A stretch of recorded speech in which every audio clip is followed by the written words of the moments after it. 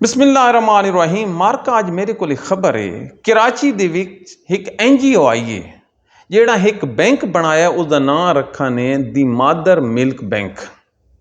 मुसलमाना ते पाकिस्तानियों दी मावां ते भैणां दा दुध ये डॉलर के अगेंस्ट खरीद करके उन्होंने दा एक बैंक बनाए ने जिथे इकट्ठा हो सी ते पाकिस्तान दे विच उन्हां मावां ते बच्चियां दा जिंदे सीना दे विच दुध मौजूद है तो अपना वेचना चाहदियां होवें, इस बैंक के मालकान ते इन्हां नाल राबता कर सकते हैं। घर दे विच बर्तन आसी या माँ ते भैन नूं या बीवी नूं उस सेंटर ते ले जाया वैसी कि इत्थे अपना दुध दे ते बैंक नूं खुशहाल भी कर ते अपने डॉलर भी गिनवाए।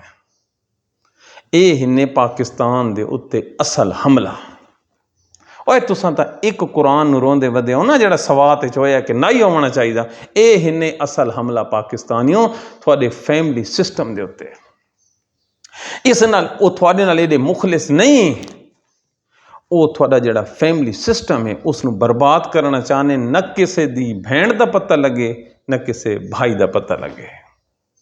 ये दुध कित्थों आया है ते कौन पी रहा है। अल्लाह कुरान च इरशाद फरमांदा है कि जिहड़ा अगर कोई हकीकी भाई न होवें तो क्या एक माँ का कट्ठा दुध पीता है, वो आपस में भाई हैं तो उन्हों का आपस दे विच निकाह भैन भाई का नहीं हो सकता। तो हुण दसो इस चीज़ नाल हो सकता है? ये कौन हैं जिहड़े करोड़ों डॉलर जिन्हों फलस्तीन दी उजड़ियां मावां नज़र नहीं आंदियां, जिन्हों कश्मीरी नज़र नहीं आते, जिन्हों होर मुसलमाना की जिहड़ी तबाही है नज़र नहीं आती, तो पाकिस्तान के जिहड़े बच्चे हैं उन्हों का मिल्क उन्हों का दुध याद आ गया। ये साडे नाल इतने मुखलिस हैं अंग्रेज़ ते मगरबी NGO कि साडे बच्चे तवाना पैदा होवें तो उन्हां साडे वास्ते ये एफर्ट पै करे ने। ओए मौलवियो, ओए पीरो, ओ गद्दी नशीनो, ओ जाकरो, ओ मुसलमाना दे सिकालरो, ओए कित्थे मर गए हो तुसां? इस दे उत्ते भी चुप करके बैठे हो। इस दे रिजल्ट का पता नहीं। इस तो वड्डी साजिश नबी दे दीन नाल होर की हो सकती है? ये तो बिल्कुल गैर इस्लामी नहीं, ये तो एक जिहालत दी इंतहा है। पता नहीं पाकिस्तानियों नूं की हो गया है। जिहड़े दिन ये फैमिली सिस्टम टुट गया उस दिन ये मुल्क भी टुट गया तो इस मुल्क दे विच दीन भी टुट गया। हुण इत्थे कोई ना बोल सी क्यों, इत्थे डॉलर आने। पाकिस्तान दे मीडिया नूं सब सुन गया ना। ये जिहड़े सुबह शाम मौलवी आए बैठे टेलीविजन ते इस ते बोलो, जिहड़ा बोल सी उस ते पाबंदी लग गई सी। ये सब कुछ हुकूमत दे ईमा ते आउंदा पिया। हो ही नहीं सकता यार कि कराची जे शहर दे विच इतनी वड्डी तकरीब होवे, उस बैंक का इफ्तिताह होवे, वो बैंक बन वने, उस दे विच औरतां हायर कीतियां वजन जिहड़ियां मिल्क देसन। हाय अल्लाह, दुनिया ते मझ गां बकरी का दुध तो सुना आई, हुण माँ का दुध ही विकना शुरू हो गया यार।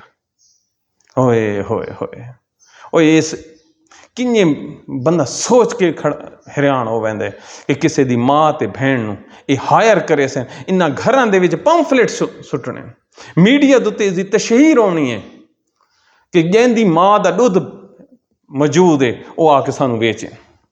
हाँ दसो जी, ये नवा कारोबार खुला ने, वो भी दीन दे नाम दे उत्ते, इस्लाम दे नाम दे उत्ते कि इस दे विच बच्चों की परवरिश होनी है। इस्लाम यह चाहता है, इस्लाम ये चाहता है।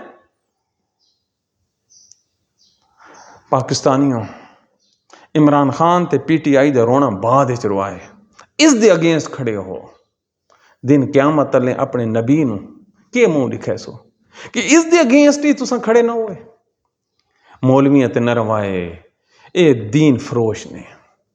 नहीं तो खुदा दी कसमें अज 5 दिन हो गए यार, इन्हां जमीन आसमान ना मिला दी होया। भंग पी के सत्तू पी के सुते पैन। हाँ, किसी शीयन काफिर आखना ये सारे नालों पहले, ते ओ जिहड़े शीए वदन उन्हां किसी इस पासे काफिर आखना हो तो सानू ज्यादा, लेकिन इस पासे ना बोल सो। क्यों? डॉलर।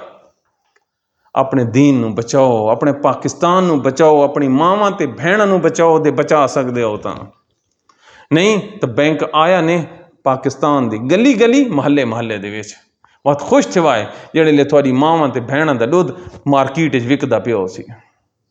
अपने दुआवां याद रखा है। प्रोग्राम पसंद आवे तो शेयर कर दियो है। अस्सलाम वालेकुम।